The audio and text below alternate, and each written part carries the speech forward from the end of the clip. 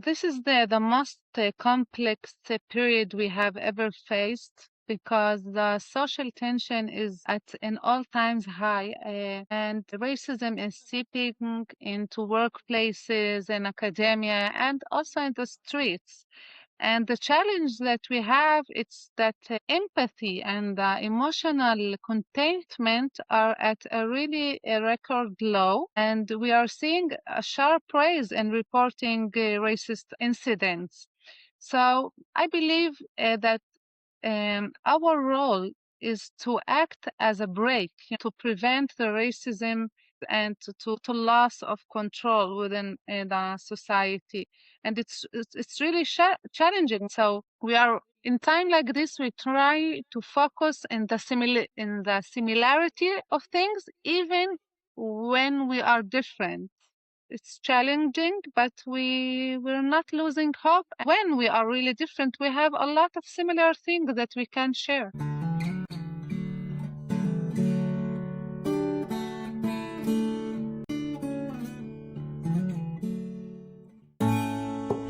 Hi, everyone, and welcome to the Pluralist Podcast from both sides of the ocean. And today, we're going to talk about fighting racism on both sides of the ocean. It is still war here in Israel. The war in Iran is in full force. Me and Samah just came back from running to the shelter yet again.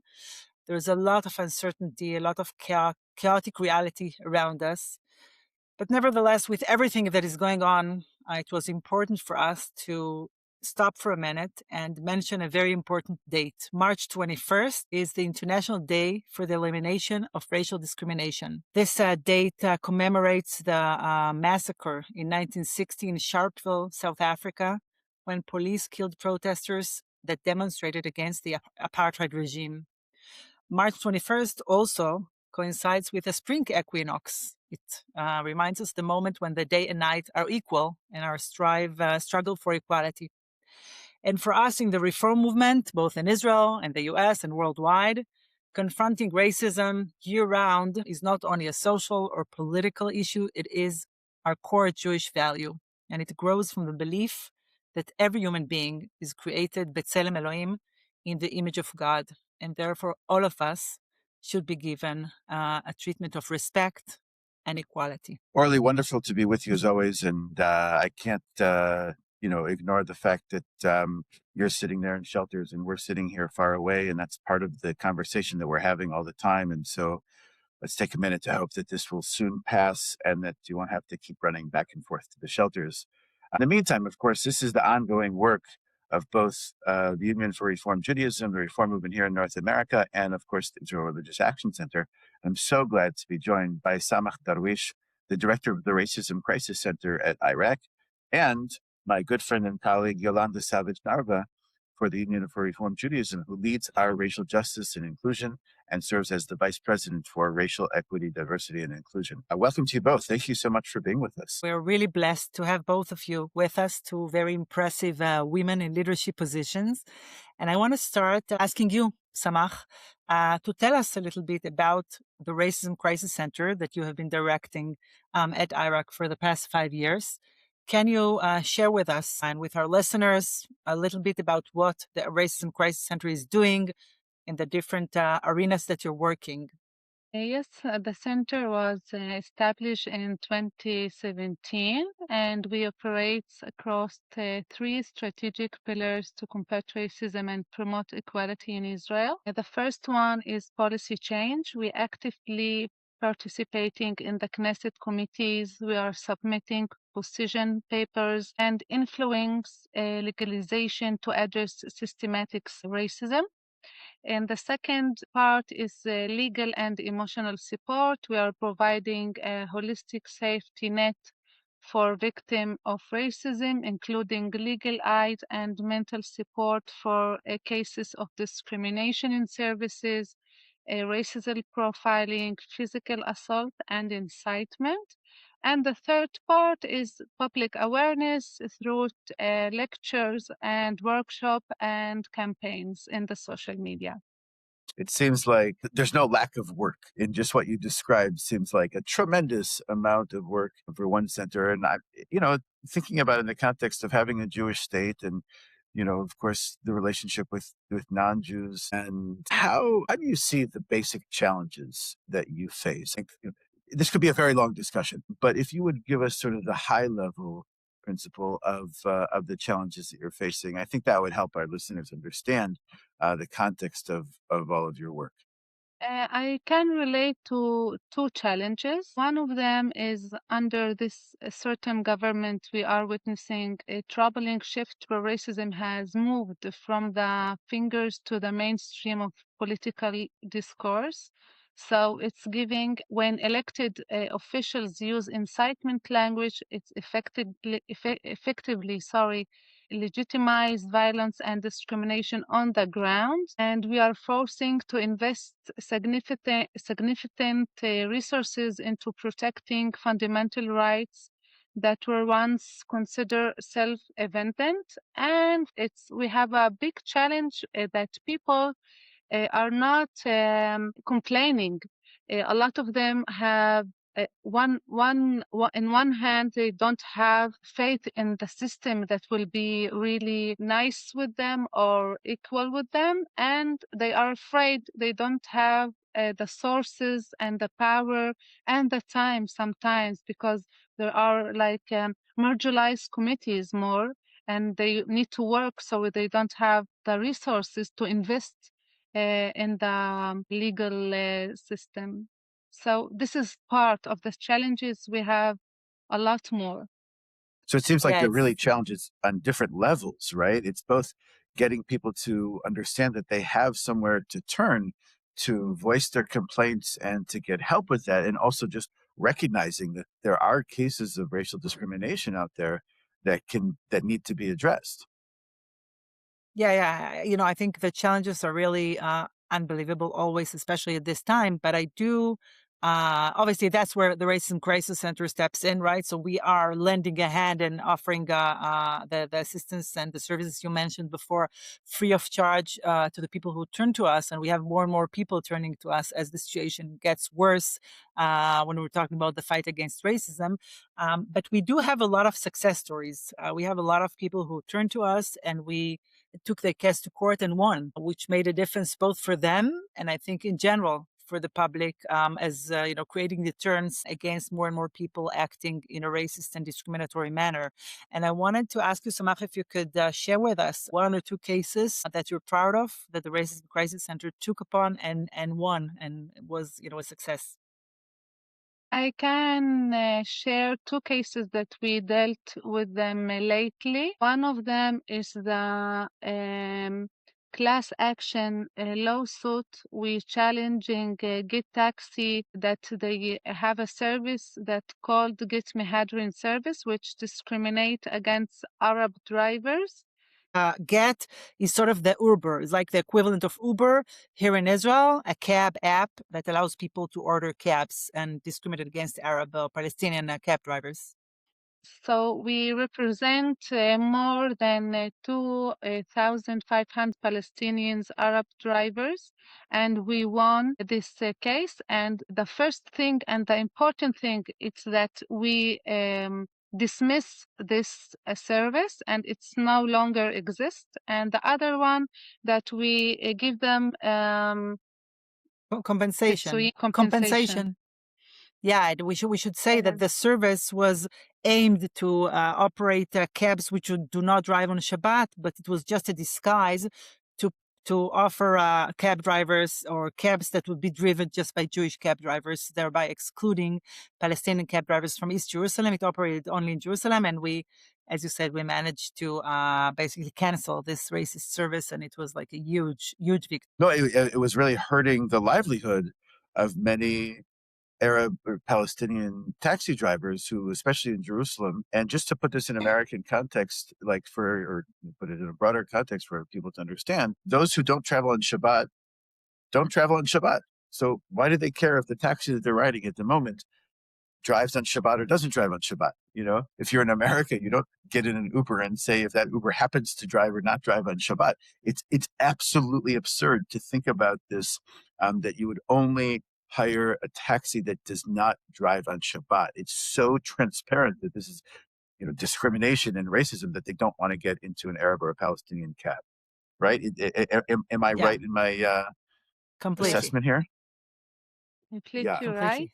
Yes. And the other case, it was last year. It was a student that went to a lab to fix his tablet, and he was an Arab student. And the seller told him, "Oh, you should go away. You look like a bomber, and I don't want you here. I will call the police." And he was very insulted because he wanted just to get service. He's a student. He needed his tablet to study. And he came to us and we filed against this lab, and we won it. And the judge in this case apologized to this Arab student, and he said that she is very, very sorry that he had to face this discrimination in a brutal way. And he was so happy because in the first time he said, I felt that I have been heard and I've been seen, and he was really, really happy. And this victories, it's sometimes maybe you can say it's small wins, but it's really mean a lot for a one person. And when other people hear about it and they hear that we are succeeding, it's encourage them to come and complain, and also it give them again the faith, in the system, that it can be justice. In Hebrew, we would say about that mitzvah gureret mitzvah, that one mitzvah, one win could lead to another one, and potentially help other people see. And I think, as Samah said, it goes both ways. So it helps the individual person. It helps other understand that you can bring the cases to court. And it also creates deterrence on the part of the people who discriminate against, to understand that they're going to pay a price for this, and that maybe it would prevent them from doing so in the future. So it really goes both ways. Both as an encouragement and a deterrent, right. You're saying. Exactly. So, Yolanda, let me bring you into the conversation here. Welcome. Wonderful to see you, and thank you for being with us. As you're listening to Samah and to Orly explain about their work, what resonates with you in sort of the American Jewish context? So, great question. And I just want to start by saying thank you so much for having me. I think that this conversation is a global conversation. We see a lot of threads and through lines that are happening globally around conversations around race and racism, and how that impacts the broader community as well as our own Jewish community. I am fascinated about something that Samah said about the fingers of racism. It dwelled in the beginning, and with the government that's in charge, you see things really kind of spilling out into the mainstream. And for sure, we see that happening, I think, in the United States and in American context around racism. You see it happening in ways that are so much more overt and direct. And people are not afraid to stand on the platform of racism anymore and justify it as a way of making things better for people who, have been marginalized. I think what I'm seeing is this kind of turning of, the page in a way that's using racism in the reverse, in the opposite way. I find that really scary, because I think for some people who have had to sort of kind of divide power, or, create spaces for voices that haven't been heard in the past, or to create spaces for people to just feel like they belong and feel like they have human and civil rights. In some cases, people are feeling like they're being left out, or they have been left out, and this is their opportunity to actually change the tide, make things better for those who have been left out of the conversations. So it's it's fascinating, and it's also scary to see the parallels and see how things are showing up in a global context, and then their specificity in different countries as well. And I think that we could probably point to many difficult stories and many hard stories, and signs of that there's racism in our communities, and even in our Jewish communities and synagogues and congregations, etc. But let me ask something, from the positive point of view. Are there areas that you can point to where we're actually making real progress in addressing racism or combating racism? Deep breath. I mean, yes, yes, and I think just having a conversation about how the impact of racism shows up is progress. And for so long, I think people have been able to hide behind racist ideology to move an agenda forward, and it's out in the open now that racism is very much alive, both individual racism. I think a lot of what we're describing here is also like a political or a systematic institutional racism where, in the United States with the erasure of diversity, equity, and inclusion, it doesn't say that's racism, but that's the elimination of policies that have protected people and provided opportunities for people who have been marginalized and discriminated against historically. So you have these pieces happening, and at the same time you still have people who are fighting for justice and who are standing up against racism and racist policies. I think the progress has taken place.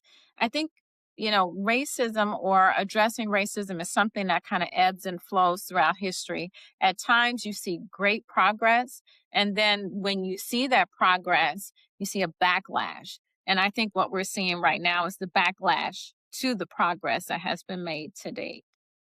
So like 2 steps forward and 1 step back, you're saying? Yeah. Yeah, maybe 3 steps forward, 5 back. It feels that way, but we're still moving in the moving in the right direction. I really want to, relate to what you say, Yolanda, because I really connect to that. I think, first of all, the similarities, like you said, between our two countries are unbelievable. And I think on the one hand, you see really, and Samah mentioned this also, the normalization and the legitimization of racism and extremism in general in public discourse. But I think, as you say, on the other hand, it just makes it clearer what we should do, right? What any person who believes himself or herself to be liberal should do, because things are so at our face, right? I mean, it's so blunt that it's clear that we must give our answer and stand very firm on our values and not just stay silent, on the side and just say, oh, let's wait and it will just get over with. I mean, it's clear that we have to stand up for our values. And I think in this sense, it really crystallizes the mission. And I think that's progress, right? Because people are more aware of the problem and the need to address it. So I think in this sense, it does really, really bring us a little bit closer to where we want to be. And I want to ask you, how do you feel how do you think it actually looks like in practice for an institution, for a Jewish institution, to actually address in a serious manner racism and inclusion? Like, how do you see the institution should act in order to really address those issues? Yeah, excellent question, because I think there's a theoretical approach and then there's a practical approach. What are the steps that need to be put in place in order to actually, move the needle to a place where people from all racial backgrounds feel like they belong and this is a space for them? I think the first thing to note is that racism is going to pop up. We're not going to be able to eliminate it, but what we want to be able to do is to be able to address it when it happens and have an opportunity to really unpack what that means. And so there's an individual journey, I think, that has to be taken, where people who are a part of an institution or an organization are doing their own internal work. They have to do the internal work in correspondence with the more collective policy work. So individuals have to understand that we are living in systems of racism, that racism is a constructed ideology, that it's been socially constructed to create the haves and the have-nots, and really kind of unpacking and understanding how all of us, regardless of our racial identity, actually exacerbate racism in some way is really important. And that you're not good if you don't, and you're not bad if you do. It is just the way things have been created and the systems that we operate in, regardless of if we're conscious about it or not. oftentimes people are unconscious about how they're upholding racism or racist ideas. So that's one piece, really focusing on individuals and individual training and learning and accountability around it.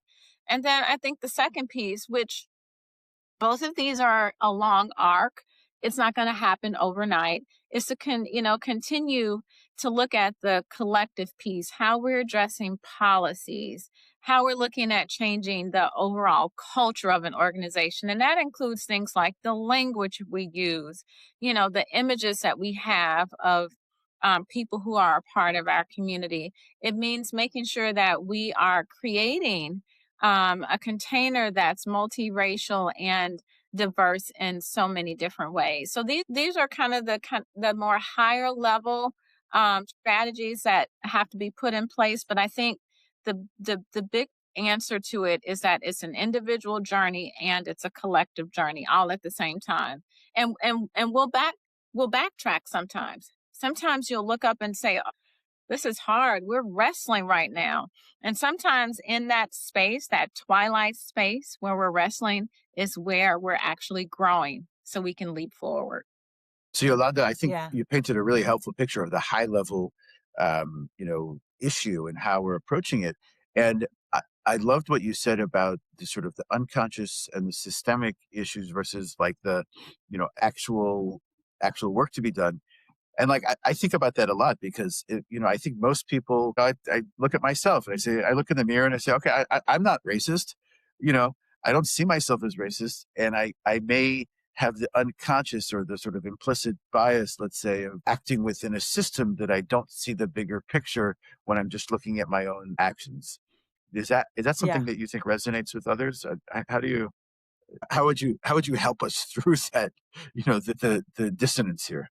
Yeah, I mean, Josh, I think you are, so smart to articulate it that way, because I would say 95% of us do not look in the mirror and say, "Uh-oh." Say that again, Josh. That's the nicest thing you've ever said to me. Come on now. So I think that, the majority of us don't look in the mirror and say, "Oh my goodness, I'm a racist. I have a lot of work to do." But then when we walk out the door, and here's an example, you run into someone who, you perceive as someone who could be threatening to you because of their racial identity. That's a racist mindset. That's a racist ideology. That's something that's been planted in our brains. And that could happen to any one of us, regardless of what our own racial identity is. We have been nurtured and raised in racist systems and racist mindsets. And so I think it's so important for us to know that we have those tendencies because of the seeds and the continuous messages that are feeding those seeds every day, all day long. And where the training comes in for us is to be able to unpack what we're seeing and hearing from how we are reacting and interacting with people that we encounter on a daily basis. Yeah, I think, I think it's really true. And I mean, this whole talk about, raising public awareness and raising your own awareness, right, of your own misconceptions and prejudice. And Samah, I'd really like to hear your take on this, on the work that we have to do on raising awareness on the policy level, on the for the public in general, which we do a lot, right, through a lot of our campaigns, but also around like the self-awareness of people. And I think, Samah, we have these discussions, right, when we are planning like a short video or a campaign on how to get people to understand like that there are others and that maybe they have misconceptions about them and to change them. Well, yes, we use the tools of workshop and lectures and campaign to do it. A lot of the times we are trying, you can break prejudice by just meeting the other, knowing the other. We have a lot of separation in here in Israel. So a lot of people don't know each other. Just they like Arab Palestinian people just hearing about Jewish, and a lot of Jewish just hearing about Arab, and they never meet. But when I go to a workshop to meet Jewish people, and suddenly they see an Arab Palestinian woman that work with the Israeli Jews that working for equality and working for a better society and justice. It's really like it's blow their mind. They say, what, seriously, Jewish people want to help us? And they say, yes, they are my partners. And also when I go to meet Jewish people, and for them it's the first time that they meet Arab Palestinian women, and they say, what, you are knowing our holidays, you are knowing our language.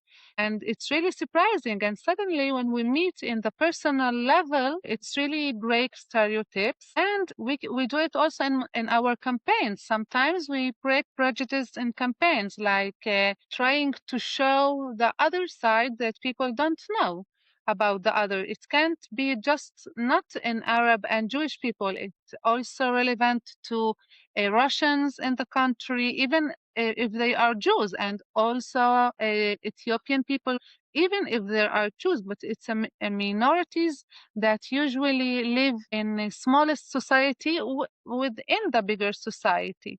So it's really, I like to call it that we are building bridges. So yes, it's very important completely. to meet. And I think, Samah, you've been doing a lot of coexistence and shared society work, and really to bring people together and to create this bridge, as you say, to actually really break this seeing the person as an other, right? A different person that you can't relate to, and it's very easy for you to portray a person as your enemy if you don't know them. And once you get to know some people, it really breaks those, like divisions that you said. That I think it's extremely important in Israeli society. And we should say that alongside the Racism Crisis Center, we are doing the Reform Movement in Israel is doing a lot of shared society work, especially in the last few years, because as the barriers grow higher, the need for, to break them and really to bring people together makes a difference. And I think the workshops that you've mentioned are extremely important. I know that you're working with a lot of students who volunteer in the Racism Crisis Center. Maybe you can say a word about their experience, because I think that's also very important for them, Palestinian students who are volunteering in the Racism Crisis Center.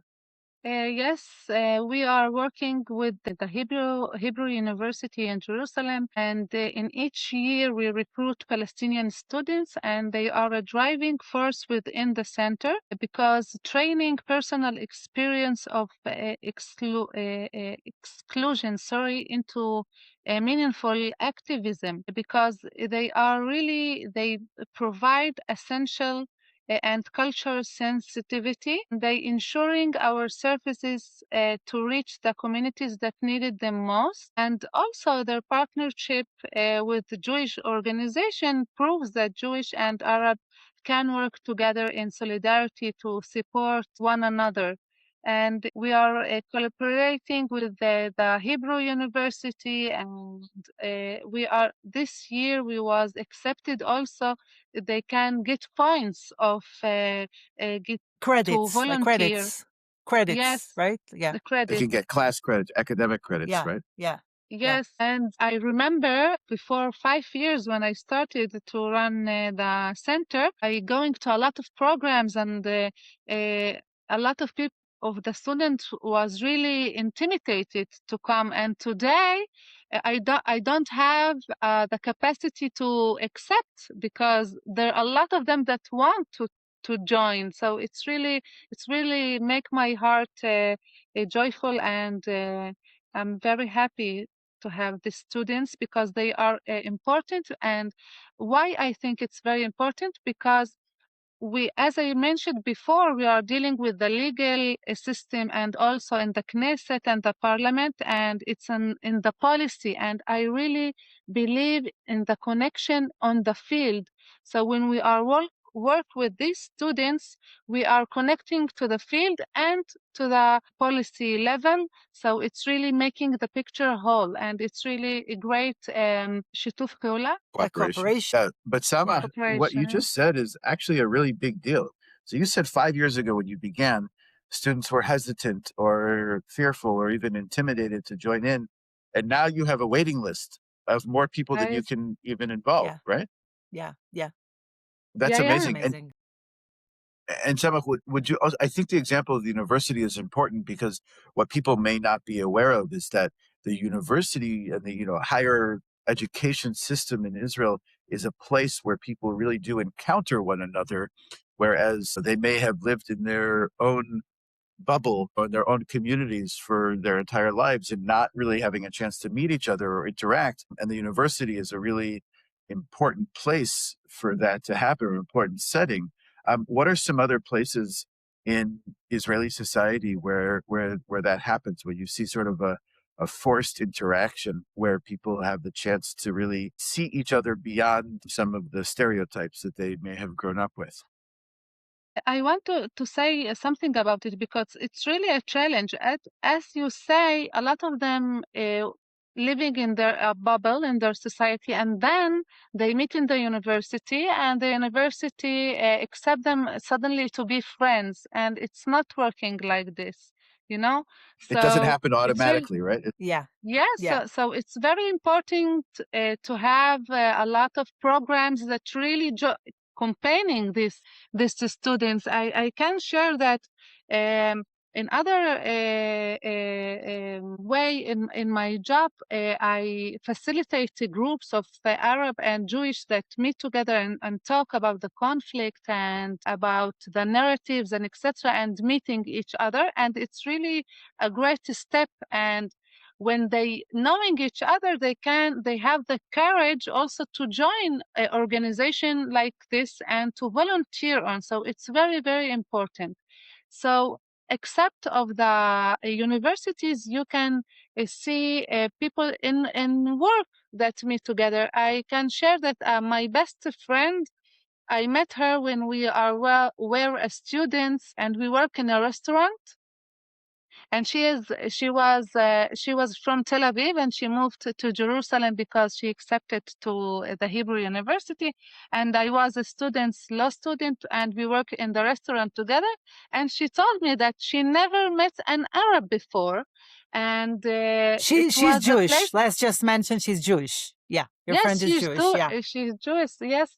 And we are now 10 years friends. And after she met me in this restaurant, now she is a nurse. So in the hospital, she is working with the Arab colleagues, and she are not feeling intimidated, and she is making more of Arab friends. So this is really important to meet. Yeah, and I think really you mentioned the health system. Obviously, Josh, to your question, the health system is really one of the places where actually Jews and Arabs meet and where there are a lot of coexistence on all the levels. So we see a lot of Jews and Arabs working as nurses, as doctors, as head of departments, as directors of hospitals. And it's really that's where a lot of Israelis meet together, really for the first time maybe. And obviously during the three, previous years, and especially during the war, there are a lot of people who are, Jews who are treated by Arabs. And this hopefully causes people to see the other in a different light. Yes, Yeah, like because all of a sudden, in hospitals, Orly, we are united in our humanity. It's not matter if you are Jewish, Muslim, Arab, whatever. We are human. So it's really. Yeah. Yeah, and we actually wrote a report about this in 2017 about how we can try to replicate the coexistence that exists in the health system to other systems in Israel. and I think part of it is that you don't have a choice. When you show up Right. and you're like, wait a second, my doctor's in Arab, and oh my gosh, and I'm afraid, and what's going to happen? And then it turns out, okay, they are professionals and treat you like every other human being.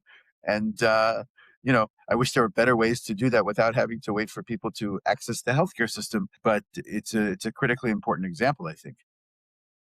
Orly, you mentioned the war, and you mentioned the effects of October 7th, and thinking about Yolanda's example of taking 3 steps forward and 5 steps back. There's no question that the war and the aftermath of October 7th caused a sense of deep-seated fear, of feeling threatened, and increased the polarization within the community.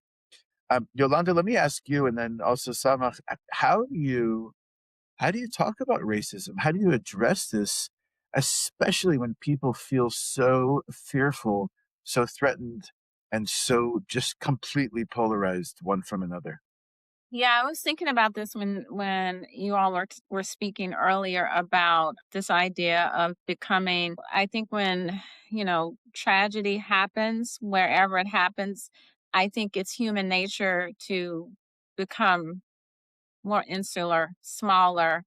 Let me connect and be with people who are like me, people who I am comforted by, people who remind me of who I am. And I don't think that that's necessarily a bad thing if that's all that we do. And I think right now, um, that we are hopefully starting to kind of emerge from that, because trauma will make you do that, where you have to figure out how you find that sense of community and belonging, and that is the easiest, strongest bond and connection. But with that, you can kind of create more of an other, whereas everyone else is seen as potential threats to you and your community and to your livelihood. And I think that those feelings can really exacerbate racism, because oftentimes the way we've created the socially constructed, idea that people are divided by race, we easily create these negative racist feelings about other people, and we apply it to the entirety of a group. And that makes it really dangerous, because then we start acting with those views in mind, and we're not necessarily, sometimes we're conscious of it, and sometimes we aren't conscious of it. And so for something that's already very strained by the system that's been created, when we have tragedies that happened, and I think especially October 7th in the Jewish community, that we are trying to figure out who on our side and who's not on our side. I'll give you an interesting example, and I probably shouldn't go into a lot of detail here, but it's very fresh on my mind, honestly. Just took a course, and I was in this course with everyone in this course is Jewish. And I heard a lot of the dialogue and conversation that really highlighted and exacerbated what I'm talking about, this need to create an other out of this response to trauma, out of this response to feeling unsteady and insecure, and a very insecure place. But with that kind of thinking really creates this other in a way that's really dangerous, and I think is further dividing human beings into kind of these small factions of people, instead of coming together and realizing and recognizing that we are all in some way experiencing discrimination and being othered if we're living marginalized identities. But we're diffusing it so much that it's so focused on me that I kind of turn on others and create, more of an issue and dangerous territory than had been created in the past. So it's a challenge. And for those of us on this screen, we live in a space and we work in a space where we're kind of in a bubble. We're working with people with similar values and, trying to work towards similar goals. There are a lot of people in our community who are not thinking with that same sort of mindset. They're thinking with that very small insular, I got to buckle down, I got to hold on to what's mine and who my community is mindset. And those are things we have to try to unpack. Yeah, I really connect to what you're saying, Yolanda. I definitely agree that in times of trauma and fear, we are really turning inside, right, to people who are like us. And that's a real challenge when we're trying to fight racism and prejudice and discrimination.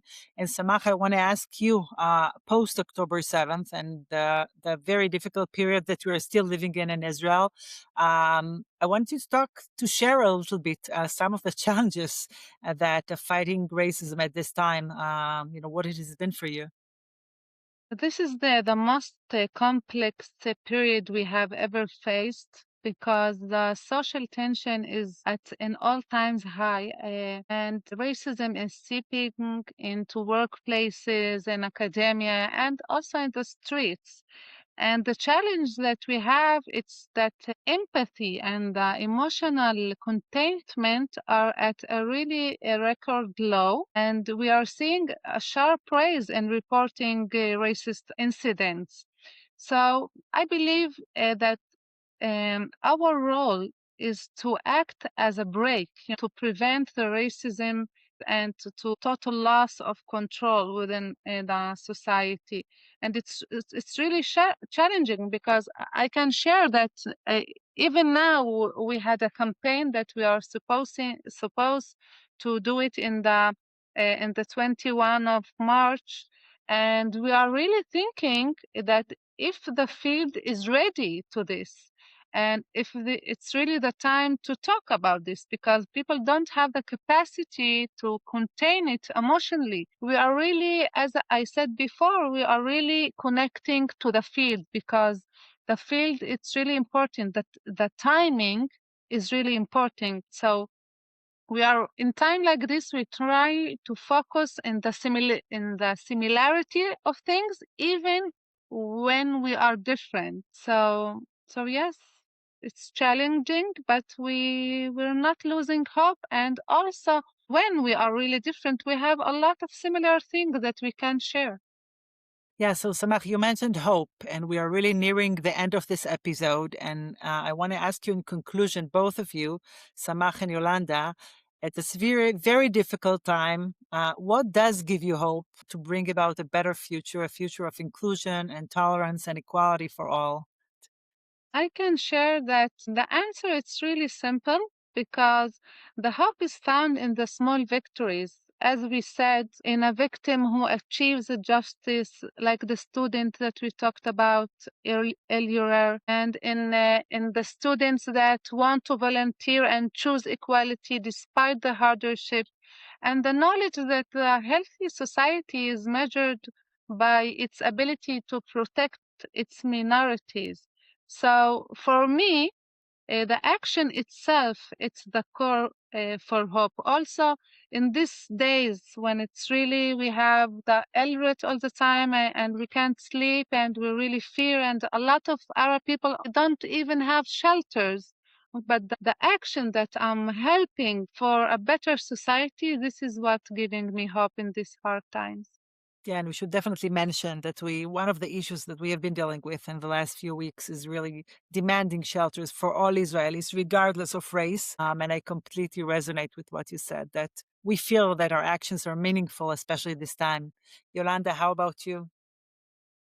I would just add that one of the things that's given me hope is the opportunity for a new day, for renewal, to wake up and work with people like you all on the screen and others who want to see a better day, who want to see all people thrive and feel like they belong. It's it's the thing that really inspires me to keep moving and doing the work, knowing that every day is a new day, and there's a new opportunity to make a difference. Wow, Josh, I want to tell you that those two amazing women make me hopeful that we have such Me impressive too. leaders in our movement, for sure. And I look to you, both Yolanda and Samah, for constant guidance and teaching us how to do this. And I think that it's a humbling experience for me to say, wait a second, I have a tremendous amount to learn in this area. And I'm glad that we can use this date of March 21st to really explore our own behavior and our position in society, and how we can actually work through this and help to create a world of equality and equity, diversity, inclusion, etc. All these really, really important things. So I want to thank you all so much. And I want to thank you for listening to the Pluralist Podcast. Why don't you go ahead and give us a 5-star review on Spotify or Apple or wherever podcasts are available? You could even go in and write your own review. Maybe something like, oh my gosh, this was exactly the thing I've been searching for my entire life to help me break down the complex issues of Israeli society and the relationship between diaspora Jews and Israel. I can't imagine not listening to this podcast and helping, getting the useful language on doing this. And I could even recommend this to others. And if you're so inclined, you could support or even sponsor an episode of the Pluralist Podcast. What a great way to celebrate a birthday, an anniversary, Shabbat, upcoming Yom Ha'atzmaut. A great way to say, this is the message that I want to send, and I want to help others break down the complex issues of Israel and the diaspora and support the reform movement's work here in addressing society's challenges. And I look forward to the next episode. Thank you all so much.